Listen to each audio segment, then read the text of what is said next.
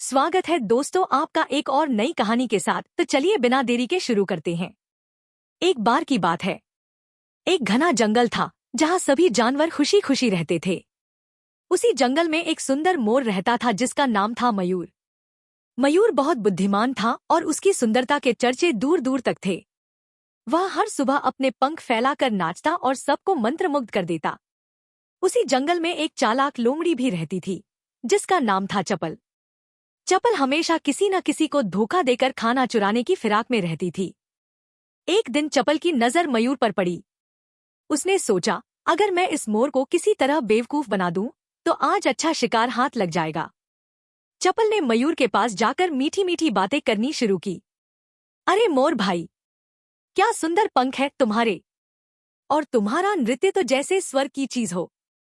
तुम्हें तो राजा बन जाना चाहिए, चपल ने कहा। मयूर मुस्कुराया पर समझ गया कि कुछ गड़बड़ है। उसने पूछा, वहाँ लोमड़ी बहन, अचानक इतनी तारीफ क्यों? लोमड़ी बोली, मैं तो सच कह रही हूँ। जंगल में एक प्रतियोगिता हो रही है, जंगल का सबसे सुंदर प्राणी। मैं तुम्हें वहां ले जाने आई हूँ। चलो, मैं तुम्हें ले चलती हूँ। मयूर समझ गया कि यह कोई चाल है। वह बोला, बहन, मैं तो उड़ नहीं सकता, मुझे तो ऊंचाई से डर लगता है। चपल को झटका लगा। उसने कहा, क्या तुम उड़ नहीं सकते? मयूर हंसते हुए बोला, नहीं बहन, मैं उड़ता नहीं, मैं तो दौड़ता हूँ और पेड़ों पर चढ़ जाता हूँ। लोमड़ी सोच में पड़ गई। तभी मयूर ने एक योजना बनाई। मयूर बोला, लोमड़ी बहन, चलो पहले एक खेल खेलते हैं। मैं पेड़ पर चढ़ता हूँ और तुम मुझे पकड़ कर दिखाओ। लोमड़ी ने सोचा, अगर इसे पकड़ना है तो इसकी बात माननी होगी। मयूर उड़कर एक ऊंचे पेड़ की डाल पर बैठ गया और बोला, अब पकड़ो मुझे।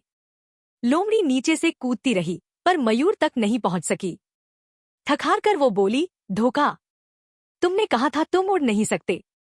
मयूर मुस्कुराया और बोला, और तुमने कहा था कि तुम मुझे प्रतियोगिता में ले चलने आई हो, जबकि तुम्हारा इरादा कुछ और था।